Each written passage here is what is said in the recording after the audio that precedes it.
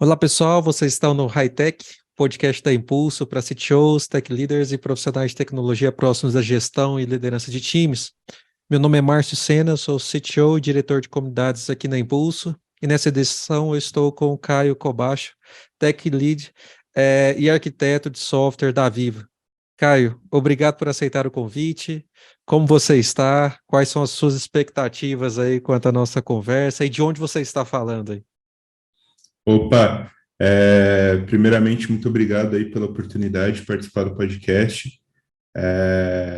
Eu tô aqui de São Paulo mesmo, aqui diretamente da minha casa, São Paulo capital, Mas e, cara, muito legal participar desse podcast, poder compartilhar aí as ideias, experiências, né? Perfeito. Assim, a gente já conversou um pouquinho antes, acho que a gente tem. Eu li bastante dos seus conteúdos que você publicou recentemente, inclusive, então acho que vai ser um bom papo para a galera te conhecer também, que ainda não te conhece, e ouvir um pouquinho, acho que, do que você tem compartilhado e vivido aí no seu dia a dia.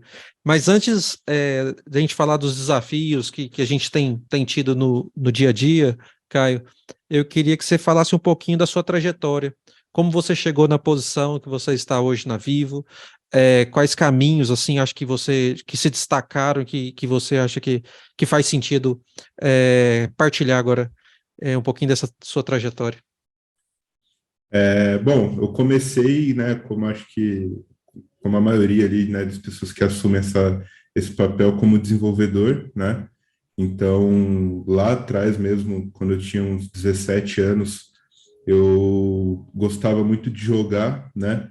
Então, eu sempre tive aquela coisa de enxergar um problema e tentar resolver ele, né? Acho que isso algo que me ajuda muito hoje, né, nas minhas atividades. Então, na época aí, quando eu fui entrando nessa área, eu gostava de jogar, e o jogo que eu jogava, né, que era o Counter-Strike, ele tinha muitos trapaceiros ali no jogo, né, muita gente usando. E aí aquilo me incomodava muito, né, e eu gostava de jogar ali, né, aquelas ligas de campeonato, antes de conseguir jogar mais sério. E eu via que, pô, eles poderiam melhorar aquele sistema deles, e foi aí que eu enxergava ali. Eu enxerguei um problema e montei uma solução. Então, na época lá, eu fiz um sistema para burlar, né, esse sistema lá deles, e mandei um e-mail para eles falando, ó, consigo fazer desse jeito e tudo mais, e mandei para os caras.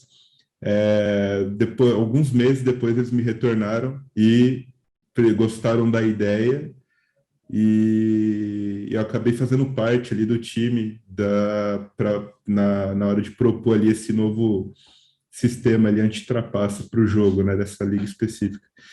E aí foi o meu primeiro contato ali, nessa parte de desenvolvimento ali mesmo, trabalhando ali para alguém, né? E aí ali foi muito importante que eu pude aprender também toda como funciona a arquitetura de um sistema operacional, drivers, toda essa parte ali mais complexa ali do mundo da programação. É, e dali eu, né, vindo aqui trabalhar, era uma empresa de fora, lá da Europa, e aí aqui no Brasil eu comecei na parte de QA, né, de qualidade de software. Mas, Então, o que também agrega muito, porque hoje quando eu vou olhar para uma solução, eu já penso nos testes que ela tem, se tem, se está faltando, como cobrar o time daquilo, né? Então, isso foi uma fase que ajudou muito ter atuado nessa parte de QA. Aí depois eu voltei ali como desenvolvedor sênior, onde eu pude ter experiências ali com várias tecnologias, até mesmo Salesforce foi algo, acho que isso é algo muito importante da nossa área também, principalmente para quem está começando, é que você pode ter estudado, o ano inteiro o JavaScript, mas você pode chegar num lugar e você tem que aprender Salesforce em uma semana. Isso é muito comum de acontecer, né? sim. E foi o que aconteceu comigo na época. E aí o legal é você abraçar o desafio, querer aprender, que eu digo que compensa depois, né? Tanto no conhecimento como no leque de oportunidades. E aí, migrando dessa parte, fiquei ali no papel como engenheiro de software, né, em um banco. E aí, como engenheiro de software, você já consegue ter uma visão da solução como um todo, né? Às vezes o pessoal confunde, acha que pô, engenheiro de software e desenvolvedor é a mesma coisa. Na verdade, não é, né? Tem lugar que parece que coloca no mesmo balaio, né? Mas não é. Tem uma diferença ali. O desenvolvedor ele fica mais focado no desenvolvimento em si. O engenheiro ele tem que ter uma visão como um todo da aplicação, também desenvolver, né? Então, ali foi onde eu tive bastante contato com cloud, esse mundo de DevOps que hoje eu atuo. Então, também foi extremamente importante para a minha carreira.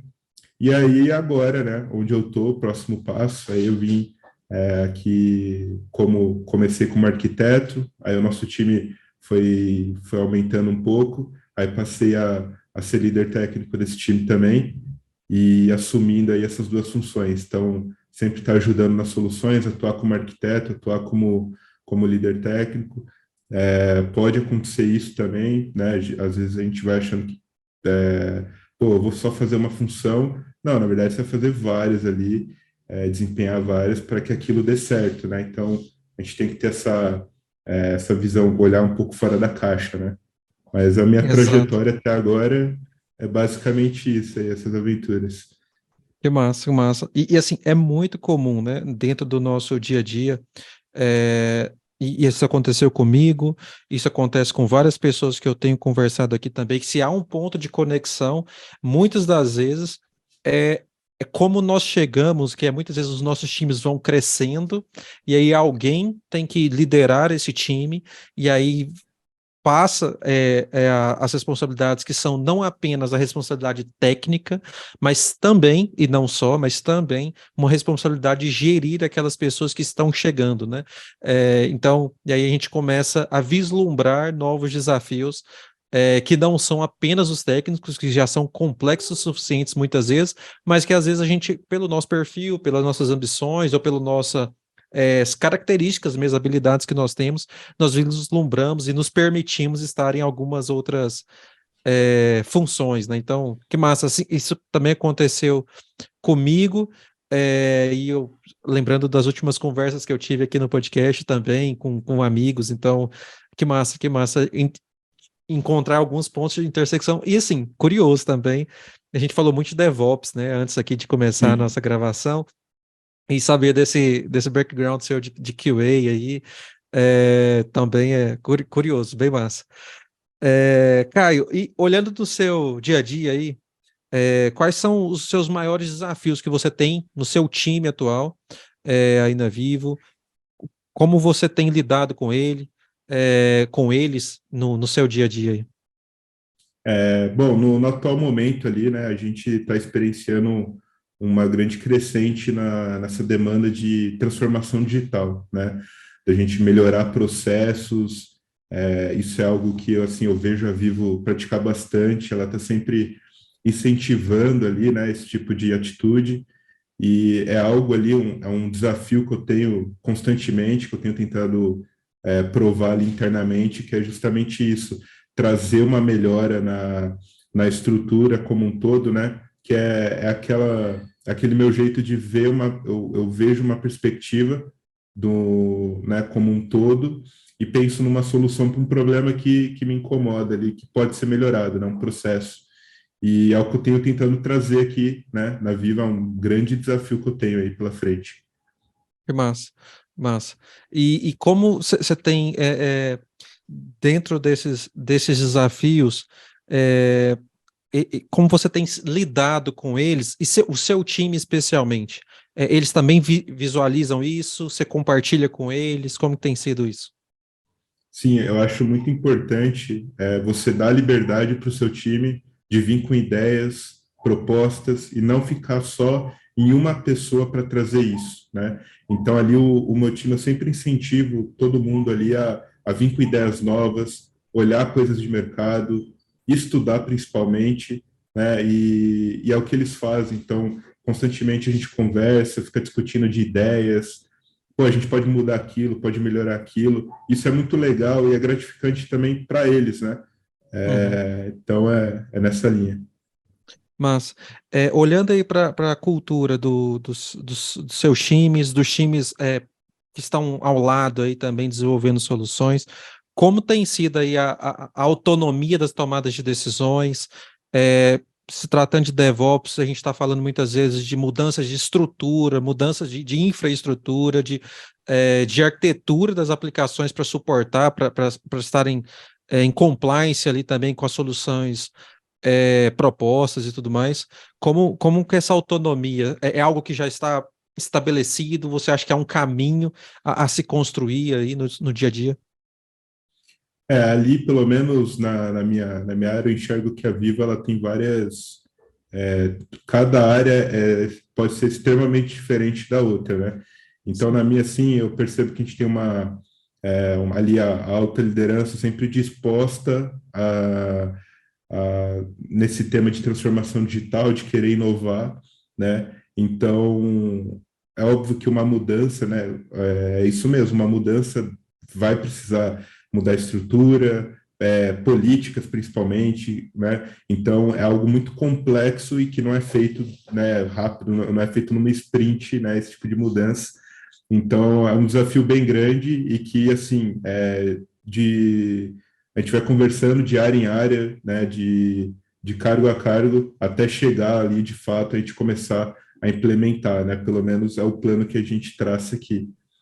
Mas, e eu acho que é um trabalho bem bacana que acho que a gente se vê muitas vezes sendo um evangelizador, né? Aqui também eu faço o mesmo papel, não simplesmente para os meus líderes, olhando para os sócios aqui, não é isso, mas muitas vezes olhando para os pares, olhando para os próprios usuários também dos nossos produtos, né? Então eu quero propor algo, eu vejo que isso faz muito sentido dentro da nossa arquitetura, isso vai diminuir custos, isso vai automatizar processos, isso vai melhorar a eficiência do time. Entretanto, isso não é simplesmente uma decisão top-down, como você mesmo disse, é algo que a gente muda de uma sprint para outra. Não, é um conjunto de ações que a gente tem que vender, que o usuário tem que acreditar, se a gente tem esse diálogo com o usuário, mesmo que seja um produto interno, eu sempre tenho essa preocupação, que beleza, todos os times têm a sua autonomia de construir, mas existem coisas estruturais que a gente decisões que afetam pontos estruturais dentro de um fluxo de trabalho, dentro de um produto, e aí cabe essa evangelização que a gente vai fazendo, essa conversa, esse convencimento, essa negociação, que eu acho que é uma característica muito clara para nós que estamos em posição de liderança tech, né? Nós sabemos muitas vezes o melhor caminho, mas o como a gente segue, como a gente executa é tão importante quanto o que a gente executa, né? Então, Sim. você acabou de falar de um trabalho de convencimento da liderança, e não convencimento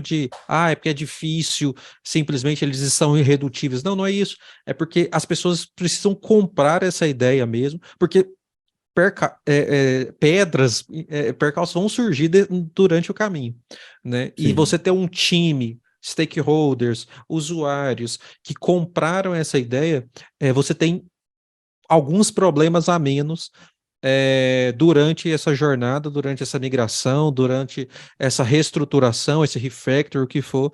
Então, não sei se faz sentido aí com o que você está no dia a dia, se você se vê também nesse papel de evangelista aí, de negociador aí, nessas camadas, não somente hierárquicas, mas também dos envolvidos ali, né? Sim, é perfeitamente isso mesmo, né? Às vezes a gente tem uma ideia muito legal, uma ideia boa, mas a gente tem que provar essa ideia, né? Como que ela pode ser boa. Tanto é que isso é algo que eu costumo fazer. Toda vez que eu vou levar uma ideia, eu levo uma POC do lado já, algo funcional. Então, quando é algo técnico, eu já construo uma POC, mostro ela e provo ali porque assim, quando você vê aquilo funcionando, é diferente, né? Porque os stakeholders, eles ouvem ideias diariamente, né? Ideias podem ser muito legais, agora difícil é você colocar ela em prática, né? Então, quando você já mostra aquilo ali funcionando, já te dá já te dá um caminho, uma possibilidade maior ali de você conseguir levar essa ideia para cima, né? Sim, sim, perfeito. Uma boa estratégia. Eu acho que é uma boa dica. Acho que é a gente levar algo, elementos mais palpáveis ali, Sim, palpáveis nesse mundo digital, é claro, mas elementos que as pessoas consigam vislumbrar melhor ali o que que a gente está propondo. Não é um campo até identificar as restrições, já os débitos técnicos que podem existir nos primeiros momentos. Então, bem massa, e já quero levar isso como lição de casa aqui, porque tô no momento aqui de propostas também internas de um produto interno muito importante nosso, e eu acho que levar uma prova de conceito, levar um diagrama, de um fluxograma, do novo fluxo, do novo processo. Eu acho que isso ajuda nesse processo de convencimento, e até mesmo e eu sempre tenho falado aqui, né, nem só de convencimento, porque às vezes vai ficar mais claro para a pessoa que não faz o menor sentido e ela pode contribuir comigo, mas eu acho que não faz o menor sentido por causa disso, disso, disso.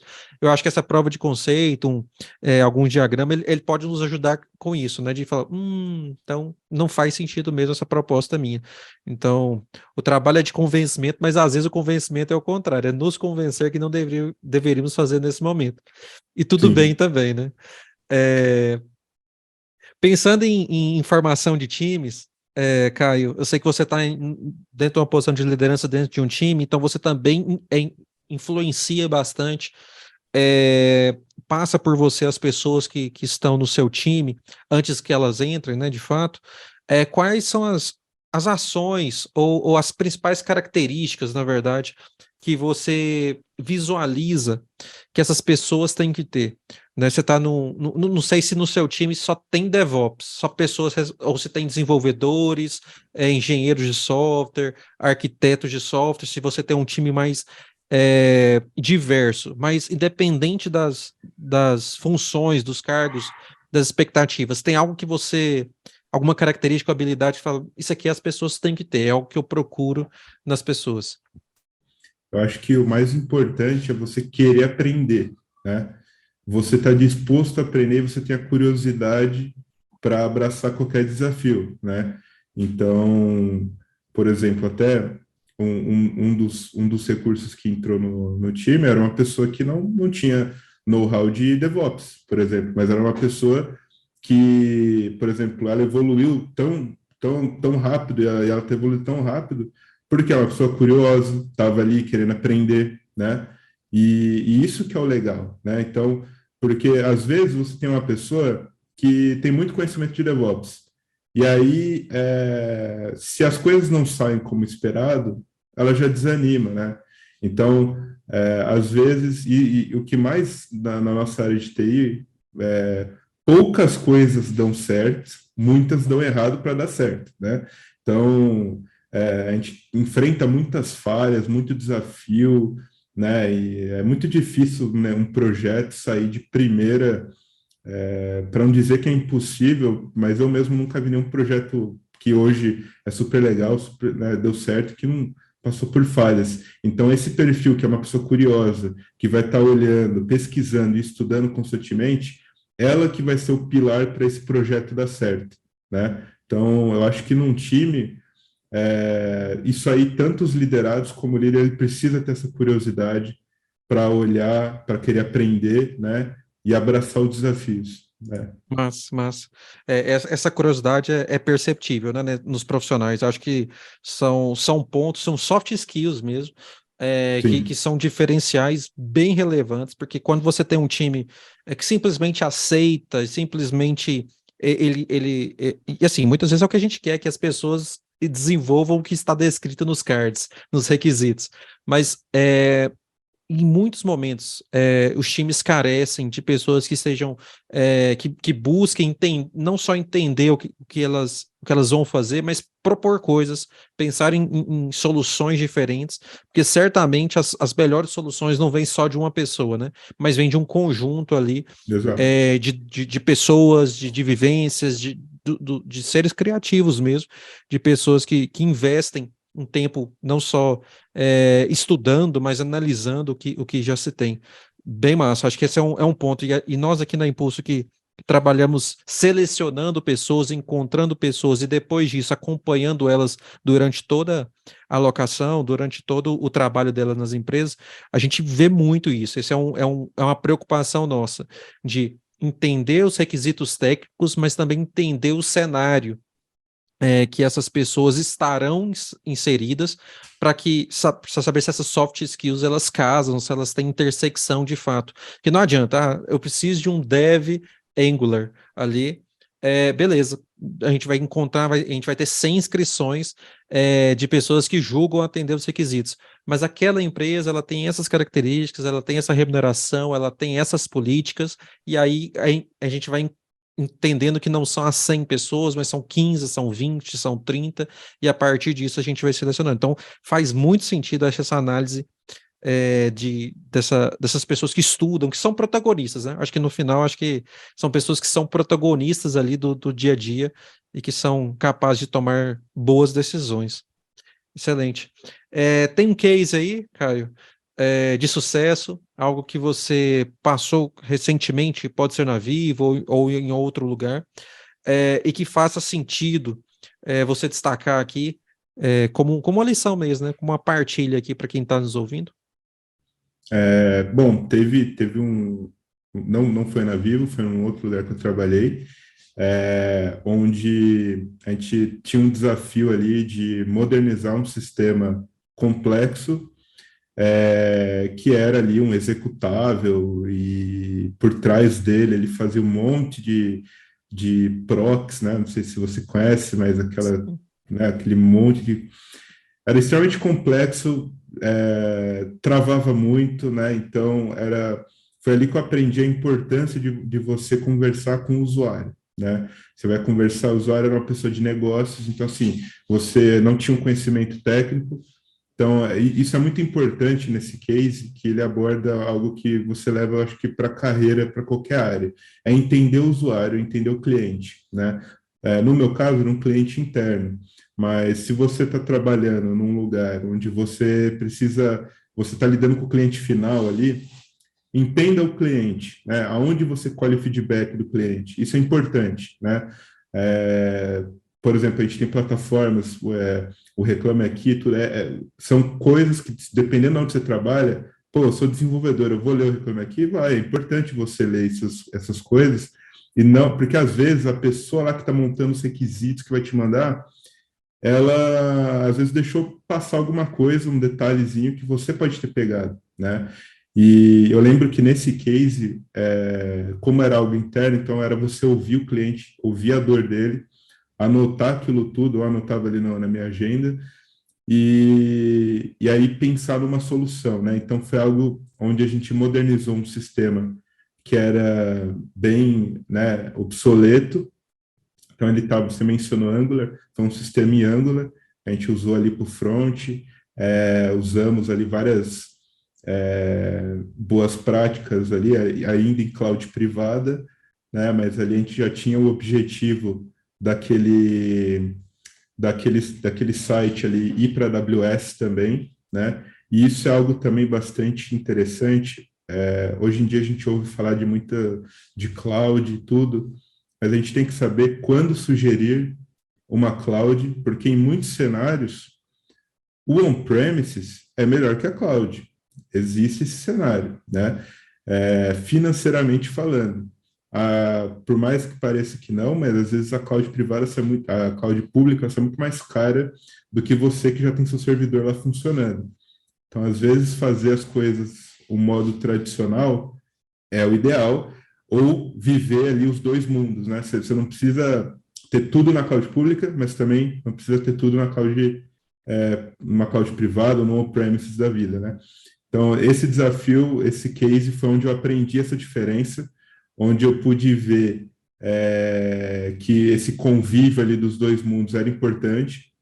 Foi também uma fase onde eu pude aprender bastante coisa e também ensinar, porque na época do meu time ali só eu tinha conhecimento de AWS, que eu estava estudando para certificação, e então ali a gente tinha pessoas que estavam mais acostumadas com o modelo tradicional, né, tanto de desenvolvimento de software como de arquitetura, e aí você poder ter a oportunidade de ensinar essas pessoas, pelo menos para mim, foi muito importante na minha carreira, né?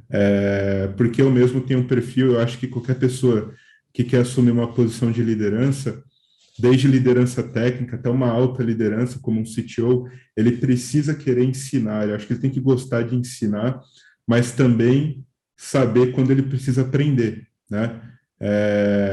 Às vezes você é líder, mas um líder pode aprender com um estagiário, um diretor pode aprender com analista júnior.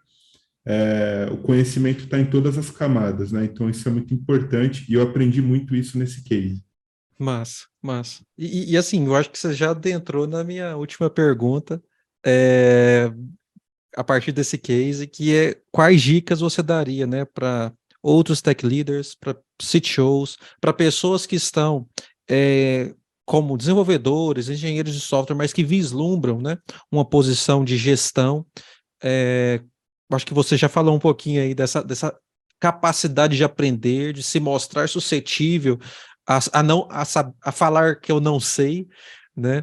Mas tem algumas outras dicas aí que você acredita que faça sentido e que você aprendeu bastante nessa transição aí recente? Eu acho assim, a comunicação é algo extremamente importante, né, para uma posição de liderança. Eu diria até que uma posição técnica mesmo, ela é importante. E assim, eu posso até falar o que eu fiz para melhorar essa parte da comunicação, que Mas, foi, assim, eu era uma pessoa com um perfil extremamente técnico, eu tinha problemas para me comunicar. Então, como que era o meu problema? Eu falava um monte de coisa complexa para a pessoa e ela não entendia nada que estava falando. Então, eu tinha que aprender a comunicar porque eu queria me tornar um líder, né? E o meu plano de carreira é seguir a liderança e aprendendo com isso, né? Então, o que eu fiz na época foi o quê? Eu me inscrevi, eu tinha entrado numa rede social chamada, se eu não me falha a memória, era Co-Founders ou The Founder, alguma coisa assim, não lembro qual era o nome, onde eu conheci pessoas lá de negócios e a gente foi para um evento de startup, que era o Mega Startup Weekend, foi em 2019, onde era um evento onde tinha um monte de pessoas, eu tenho que falar com um monte de gente que eu não conheço, e aí eu fui aprender na raça ali mesmo, a falar com as pessoas, ter que sair ali da zona de conforto, e foi onde eu tive que falar muito, né? E eu aprendi muito com o pessoal que estava ali e eu pude treinar muito essa parte da comunicação. Eu penso que, assim, depois daquele evento, eu mudei muito drasticamente essa minha... Eu acredito que eu resolvi naquele evento aquele meu problema de comunicação, né? E aí, nos próximos desafios, até hoje na Vivo mesmo, eu sempre olho como que um gerente se comunica, como que um diretor lá numa reunião, um evento que ele fala com todo mundo, como que ele se comunica, mas também ali como que um PO fala de negócios, ou se eu não tenho muito contato com o PO, eu pergunto ali pro meu superior, como que você tem um material para eu analisar, tudo mais, eu vejo como que essa pessoa de negócio se comporta, porque eu sei que entre o lado técnico e o lado de negócios, eu tenho o meu forte é o lado técnico, então eu tenho que aprimorar o meu lado de negócio. Então é o que eu tento aprender constantemente. Eu acho que para alguém que está almejando aí trabalhar com liderança ou que já trabalha, eu acho que primeiro a gente tem que se autoconhecer, né? E primeiro pensar assim, pô, eu não sei de tudo. E no nosso mundo de TI eu falo que todo mundo é um eterno aprendiz, né? Porque constantemente as coisas estão mudando. Então, fato. assim, você tem que se autoconhecer e falar, pô, beleza, eu sou bom tecnicamente, preciso melhorar esse meu lado aqui mais interpessoal, falar com as pessoas e tudo mais. Como que você melhora isso? Falando com pessoas que são boas nisso, né? Então, se você está numa empresa ali como dev, você é um dev sênior e você está almejando assumir uma posição de liderança, então, conversa ali com um cara que está trabalhando com isso, ou se o seu chefe ali participa de uma reunião com você, observa como ele se comporta, como ele fala, né? Eu acho que também um negócio que eu aprendo bastante é a saber a hora que você tem que falar, saber a hora que você tem que se posicionar. Um líder ele tem que escutar muito, escutar muito bem, tanto o que vem lá de cima, como as pessoas que estão ali com você, né? E saber quando se posicionar também, porque um líder ele tem que defender o time dele. né? Se tem alguém ali que vai defender o time dele, é o líder, né? Então, ele tem que saber quando se posicionar, às vezes numa situação de uma apresentação, onde um liderado seu vai falar alguma coisa, mas às vezes ele se embanana, e aí você tem que saber a hora de você entrar lá e ajudar o cara. Você não vai deixar o cara se afogar sozinho ali. Ajuda, nem que você tome a pancada no lugar dele, mas o certo é você ir lá e tomar a pancada no lugar dele mesmo. É normal isso acontecer. Então, acho que essas são regras que eu tento aplicar em mim e eu observo assim, pessoas que são referências assim, para mim, que eu vejo, que eu falo, pô, esse cara faz isso certo e para mim é o tipo de líder que eu quero ser. Entendi, entendi. Sim, acho que tem, tem muito aí, bem rica a sua contribuição. E pessoas, acho que como nós, né, que saímos de um ambiente bem técnico, ou ainda estamos imersos, porque acaba que a gente está próximo ali muitas vezes das soluções, e a gente começa a vislumbrar que, acho que você disse muito bem, a comunicação é importante para todos, né? Mas ela é cada vez mais obrigatória, ela é cada vez mais exigida, naturalmente mesmo, né? Nenhuma pessoa, um cargo exige, mas as, as expectativas vão aumentando quanto à comunicação a partir do momento que a gente vai assumindo mais responsabilidades ou uma gestão, né? Isso é muito comum dentro desse dia a dia. Caio, para você manter atualizado aí, a gente falou bastante de gestão, mas quanto aos assuntos técnicos mesmo, porque querendo ou não, no final das contas, nós somos líderes de times técnicos. Eu sei que você está muito próximo da AWS, da Azure. Como você se mantém atualizado aí? Eu estou constantemente ali lendo as documentações mesmo oficiais, né? E, por exemplo, quando eu tenho ali um objetivo, seja estudar ali uma certificação, algo do tipo, também tem sites como a Udemy, né? Que auxilia muito, tem cursos preparatórios bem legais. E uma dica também que eu dou quando você vai ver um curso desse, vê quem está dando a aula daquele curso, porque provavelmente ele vai ter o LinkedIn. Veja lá a experiência do cara, porque às vezes tem muito curso que você faz, mas no final não vai te ajudar muito, às vezes é desatualizado. Então, lá é um lugar legal. O YouTube também tem cursos bem interessantes, né? Eu tenho um site meu mesmo, que o nome dele é Boost My Skills, que ele é focado no público geral, né? Então, o site é todo em inglês, que é uma... Eu comecei a escrever artigos, tudo, e a ideia desse site é querer ajudar também as pessoas. Eu vejo que essa parte do DevOps, da cloud, hoje nos processos seletivos também, até para quem está entrando ali como desenvolvedor, recentemente a gente vê o aumento das entrevistas de programação ao vivo, que é chamado de Code Interview. Então, nesse meu site que eu estou construindo, eu já coloquei simulados lá, onde eu mesmo fui pesquisando e montando eles para a AWS, para a Azure, para Google Cloud, e também colocar ali também para algumas linguagens de programação, para você entender, porque eu acho que é muito importante também a gente entender o processo, isso de qualquer coisa. O DevOps tem um processo, a programação tem um processo. Uma vez que você entende o processo, não importa se você vai aplicar por uma vaga de... Óbvio, você tem que entender o framework ali, mas não importa se é uma vaga que você entrou lá para Angular, mas aí no meio lá você entrou, pode ser que daqui um mês mudem lá tudo para React. E aí, o que você vai fazer? Se você não entender o processo, você vai passar por apuro, você vai ter que estudar muito ali. Então, uma vez que você entendeu o processo, como que o Angular funciona, como que o React funciona, como que um SPA, né, funciona, o que, que acontece ali, né, por debaixo dos panos, para você é muito simples, né? E eu acho que até hoje a galera até esquece o que é o assembly, esse tipo de coisa a mais ali, né, baixo nível ali, as pessoas esquecem um pouco disso aí, mas é importante. Então, eu acho que primeiramente os processos das coisas, estudar, programação, do DevOps, qualquer tipo de processo, livros também, né? Eu tinha um livro também, mas aí era de Java mesmo, aquele livro bem gigante ali, mas eu tenho Arquitetura Limpa, que é um livro que eu gosto, tinha um de infraestrutura também, mas eu acabei emprestando ele para um colega. Mas sabe aquela, quando você empresta e você nunca mais vê Sim. ele? É, acho que o seu colega que está ouvindo nesse momento, talvez ele vai te. Preciso devolver, preciso devolver. Boa. Mas é basicamente isso, né? Tipo, a gente, documentação, vídeos, plataformas de treinamento, esse meu site, quem quiser olhar lá também, acredito que possa ajudar mais a praticar o conhecimento, né? Pôr em prática. Sim. Vamos deixar, inclusive, o seu site na descrição do episódio, então, Legal. para as pessoas conseguirem acessar. Bacana. Perfeito. Você já citou alguns aí, mas a gente está montando um acervo aqui de livros das pessoas que estão batendo um papo comigo aqui no podcast. Tem algum livro que você fala, ó, isso aqui eu queria deixar como a minha indicação dos assuntos que a gente se passou, ou até mesmo de um por ser algo que você, não, esse aqui eu sempre requisito, esse aqui é algo que está sempre próximo de mim aqui, esse livro, e que eu acho que as pessoas poderiam lê-lo, é uma boa indicação. Tem algum livro aí de cabeça aí, cara?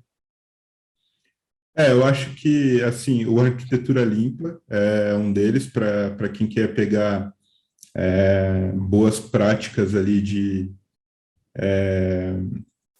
boas práticas de programação em si, né? Tem o DevOps Handbook também, que é um livro que eu li ele virtualmente, Mas mas é um livro que ele mostra sobre a cultura do DevOps nas empresas, como foi adotado. Eu só não sei se ele tem em português, esse aí, o do DevOps Handbook, eu acho que parece não. que tem. Fiz uma pesquisa rápida aqui, tem sim o manual de DevOps, é a Isso, tradução dele. É, todos, todos os dois, inclusive, tem inglês e em português. Bacana. Vou adicionar na nossa lista aqui, compartilhar também o link no, é, na descrição do episódio. E para fecharmos, Caio, como as pessoas te encontram aí nas redes sociais aí, onde que você mais está ativo, onde que você sempre está acessando aí? Bom, no LinkedIn, né? Agora eu também estou planejando, né, escrever artigos tanto para DevOps quanto para outros temas, sejam eles de uma liderança no dia a dia ou DevOps como uma cultura, programação, né? Eu estou organizando assim temas e a ideia é escrever esses artigos. Então, o Medium, né, onde eu publico esses artigos. Não sei se o Medium é muito bem considerado uma rede social, Sim, ou é, sim. né? O Medium e o LinkedIn, assim, são os que eu mais estou usando recentemente. Bacana. E sempre vamos te procurar por Caio Kobacho, Isso, certo? Caio Eles vão te Kobashi. encontrar. Perfeito. Sim. Fechou. Caio, muito obrigado. Muito obrigado novamente aí por ter aceito o convite. Nós não nos conhecíamos antes. Li os seus posts, achei mega, inclusive, que você acabou de citar no Medium. Achei eles relevantes mesmo para a comunidade de DevOps, mas para a comunidade de devs também, de profissionais de tecnologia. Você aceitou o convite. Muito obrigado por partilhar conosco um pouco da sua experiência. Não sei se você tem mais alguma consideração final para a gente fechar de vez o nosso episódio aí. Não, só agradecer mesmo pela oportunidade de participar do podcast. Eu acompanhei os outros também, então eu acho que é de extrema importância para a comunidade de desenvolvimento, a comunidade de TI como um todo, né? Às vezes alguém que está numa área de negócios, uma área completamente diferente, pode ouvir o podcast, pode falar, pô, que legal essas experiências, eu queria trabalhar com isso, e isso pode literalmente mudar carreiras, então é muito importante mesmo. Que massa. Valeu, obrigado. Obrigado a todos que nos ouviram também até aqui. Espero que tenham curtido e até a próxima edição do High Tech. Valeu.